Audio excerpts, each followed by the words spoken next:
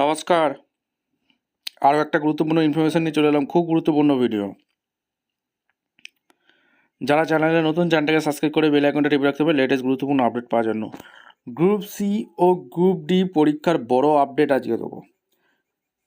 হাওয়াই চটি পরে যেতে হবে পরীক্ষা কেন্দ্রে, একদম নির্দেশিকা জারি করে দিয়েছে। ঠিক আছে, জেনে নিন আরও অনেক নিয়ম, কী কী নিয়ম জারি করেছে এসএসসির তরফ থেকে। আজকের এই প্রতিবেদনে বলে দেবো, খুব গুরুত্বপূর্ণ ভিডিও। যারা চ্যানেলে নতুন, চ্যানেলটাকে সাবস্ক্রাইব করে বেল আইকনটা টিপে রাখতে হবে লেটেস্ট গুরুত্বপূর্ণ আপডেট পাওয়ার জন্য। স্টেপ টু স্টেপ আপডেটটি আপনাদের সামনে তুলে ধরছি। এখানে বলছে হাওয়াই চটি রাখতে হবে পায়ে, শিক্ষাকর্মী নিয়োগ পরীক্ষায় কড়া নির্দেশিকা জারি এসএসসির। মার্চের প্রথম দিনই শুরু হচ্ছে পরীক্ষা। ইতিমধ্যেই পরীক্ষার্থীরা অ্যাডমিট কার্ড সংগ্রহ করতে শুরু করেছেন অনলাইনে। কোনোভাবে জুতো পায়ে দিয়ে ঢোকা যাবে না পরীক্ষা কেন্দ্রে। মহিলা পুরুষ নির্বিশেষে চাকরি প্রার্থীদের পায়ে দিয়ে যেতে হবে সাধারণ চটি বা হাওয়াই চটি। আসন্ন গ্রুপ সি ও গ্রুপ ডি নিয়োগের পরীক্ষার জন্য এমনই নির্দেশিকা জারি করলো এসএসসি। ভোটের আগে আগামী 1 ও 8 মার্চ শিক্ষাকর্মী নিয়োগে পরীক্ষার আয়োজন করতে চলেছে স্কুল সার্ভিস কমিশন। 2016 এসএসসির প্যানেলে বাতিল হওয়ার পর নিয়োগ পরীক্ষার স্বচ্ছতা বজায় রাখা তাদের কাছে অন্যতম চ্যালেঞ্জ। ভোটের আগে সারা রাজ্যে পুলিশি তৎপরতা সে সময় বাড়তে পারে বলে মনে করা হচ্ছে। ফলে পরীক্ষা কেন্দ্রগুলিতে নিরাপত্তার ক্ষেত্রে সমস্যা তৈরি হতে পারে বলে আশঙ্কা। তাই কোনো রকম ফাঁক রাখতে চায় না এসএসসি। এর আগেই কোনো রকম গহনা পরে পরীক্ষা কেন্দ্রে প্রবেশের উপর নিষেধাজ্ঞা জারি করেছিল কমিশন। এমনকি একাদশ, দ্বাদশ ও নবম দশম শ্রেণীর শিক্ষক নিয়োগ পরীক্ষায় বিবাহিত মহিলাদের হাত থেকে লোহা খুলে রেখে পরীক্ষা কেন্দ্রে যেতে হয়েছিল। কেউ কেউ এ বিষয়ে মৃদু আপত্তি তুললেও স্বচ্ছতার খাতিরে তা নিয়ে কোনো বিতর্ক তৈরি হয়নি।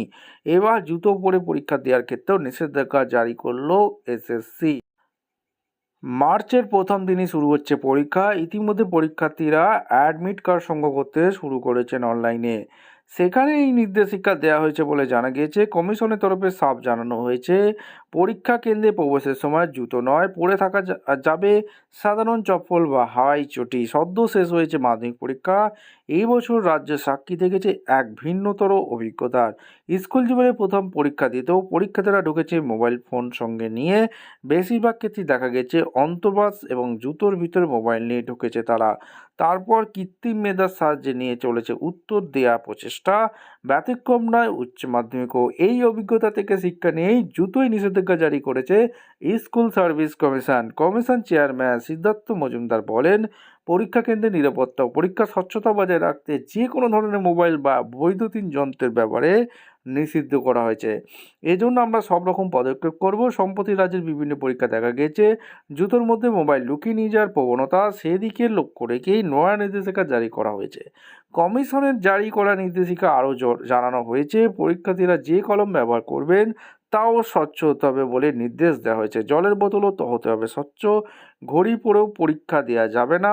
যদি কোনো পরীক্ষার্থী কোনো গহনা বা যে কোনো ধরনের ধাতব বস্তু সঙ্গে রাখেন তা পরীক্ষা কেন্দ্রের নির্দিষ্ট ঘরে রেখে যেতে হবে পরীক্ষার বসার আগে। পাশাপাশি কমিশন স্পষ্ট জানে যে কোনো পরীক্ষার্থী যদি কোনো রকম বৈদ্যুতিন যন্ত্র বা মোবাইল ফোন সহ ধরা পড়েন তাহলে তার পরীক্ষা সম্পূর্ণ বাতিল বলে গণ্য হবে। যদিও জুতোয় নিষেধাজ্ঞা নিয়ে খানিক আপত্তি রয়েছে পরীক্ষার্থীর মধ্যে।